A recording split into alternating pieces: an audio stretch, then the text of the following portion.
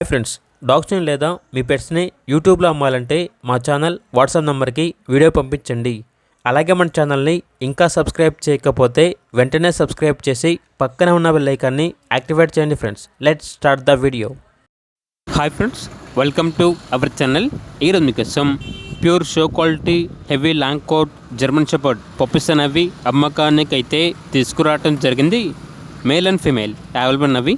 5 male puppies మరియు 2 female puppies అమ్మకానికి అయితే ఉన్నాయి.